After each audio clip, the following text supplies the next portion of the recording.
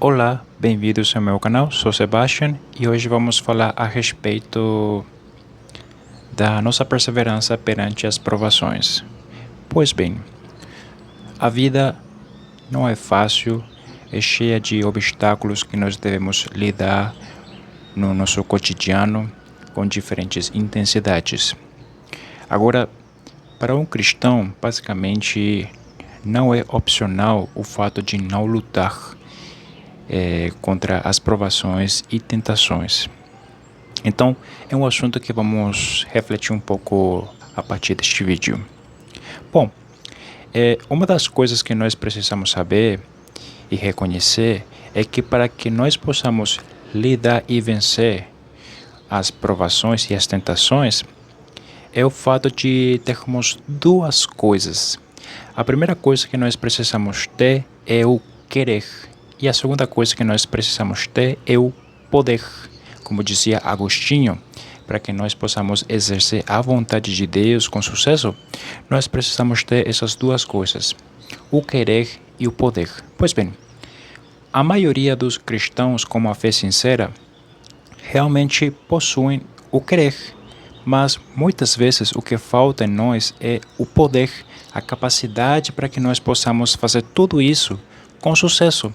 A capacidade para que nós possamos permanecer pese os obstáculos perante as provações. Bom, uma das coisas que nós precisamos ter para que nós possamos ter essa capacidade, esse poder para termos sucesso é a intrepidez, a valentia, a coragem. E quando eu falo a respeito de coragem, eu não me refiro no sentido popular, porque coragem no sentido popular aqui no Brasil, pelo menos no Nordeste, tem o sentido de ter disposição para fazer as coisas, tipo ausência de preguiça, etc. Mas quando eu falo aqui coragem, é no sentido de pese o fato de termos medo, o medo não estará nos impedindo de lidar com as situações adversas, ou seja, valentia, intrepidez. E tenho em mente dois versículos dentro de um mesmo contexto que nós poderíamos ler. A partir daí podemos também refletir o que devemos pedir para Deus. Agora, Senhor, olha para as suas ameaças e concede aos teus servos que anunciem com toda a intrepidez a tua palavra. Tendo eles orado, tremeu o lugar onde estavam reunidos. Todos ficaram cheios do Espírito Santo e, com intrepidez, anunciavam a palavra de Deus.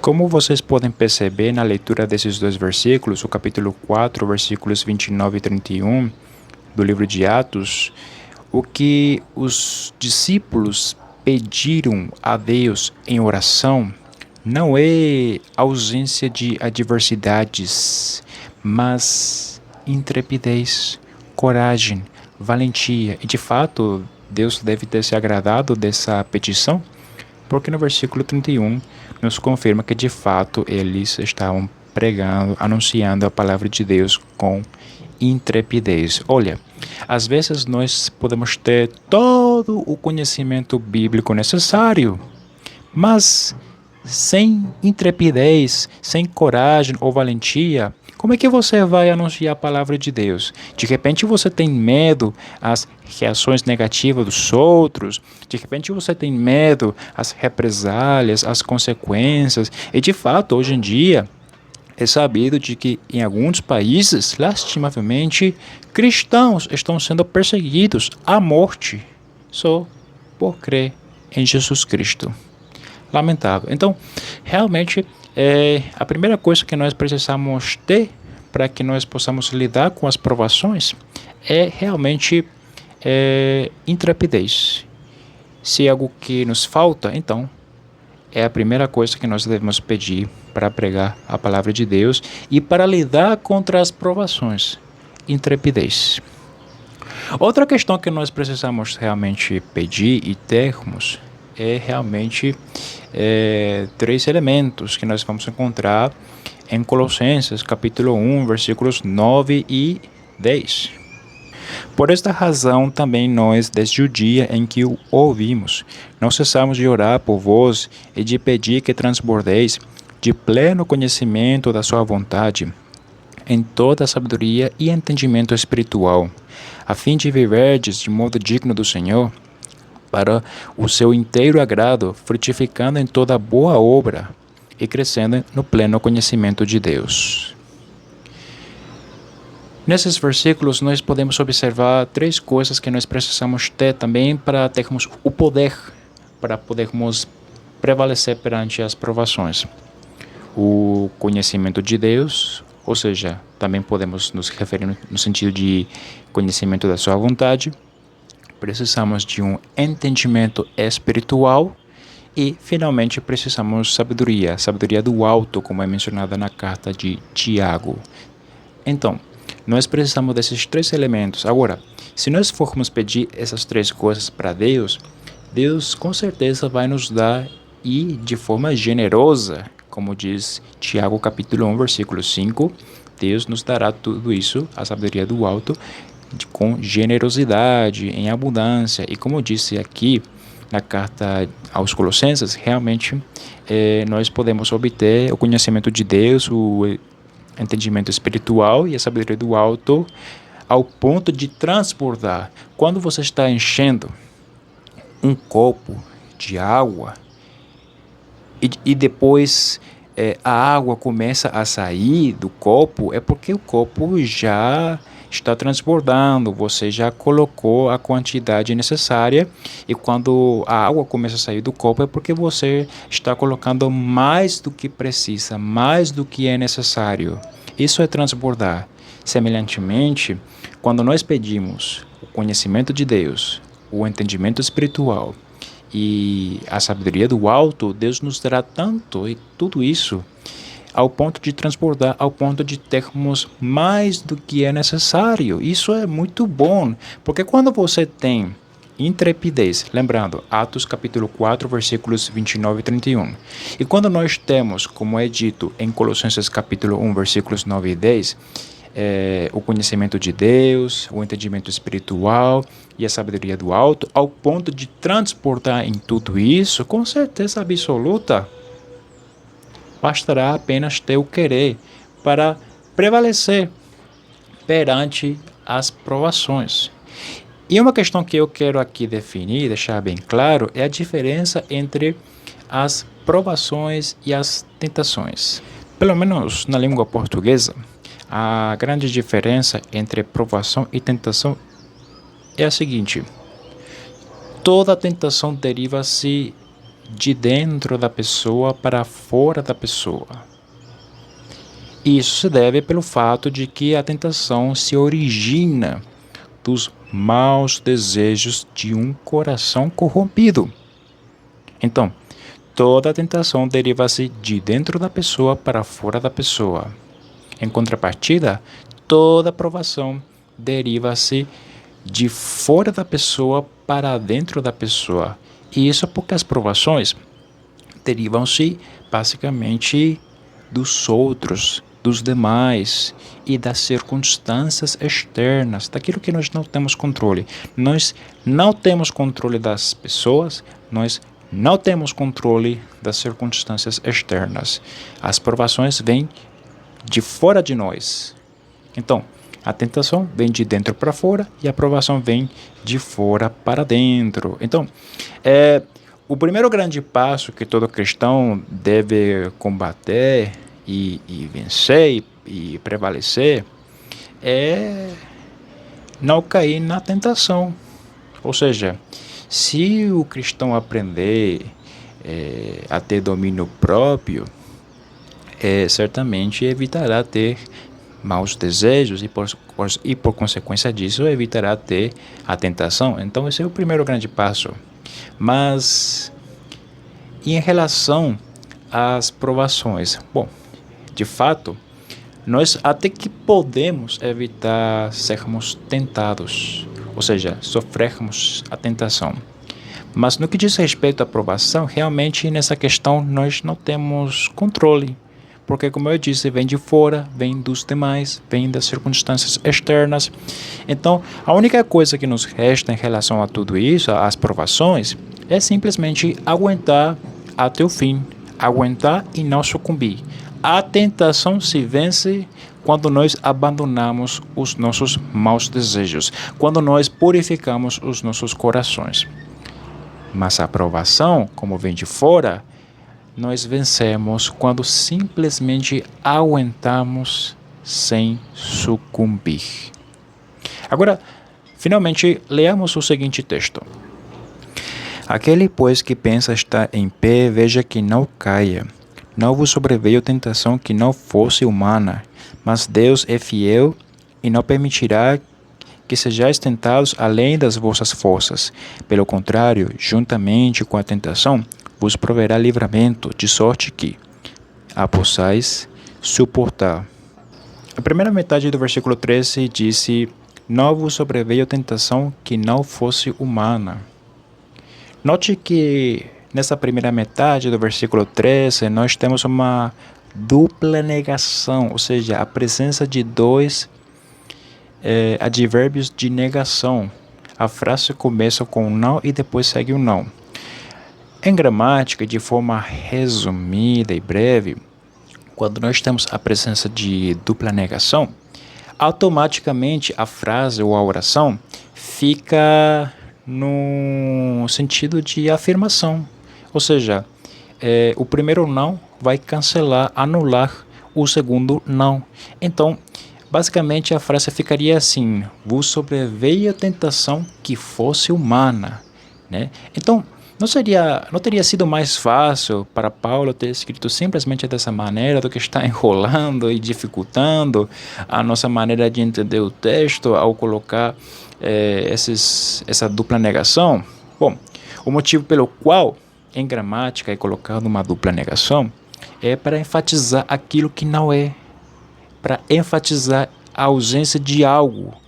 Em outras palavras, o que Paulo quis dar a entender na primeira metade do versículo 13 é que toda tentação que vem é de origem humana e não de origem demoníaca ou espiritual ou algo do tipo. Em outras palavras, se a tentação que nós estamos lidando é de origem humana, isso significa que está dentro do nosso alcance superá-la. Agora, quero trazer aqui uma espécie de parênteses, porque a palavra que aparece aqui na tradução AR é tentação, mas também é bastante plausível traduzir ao português como provação. E o motivo pelo qual é possível traduzir também como provação é porque o termo que aparece no texto em grego, no texto no original, é a palavra peirasmos. Peirasmos pode ser traduzido tanto como tentação quanto como provação. E o que vai definir isso é o contexto.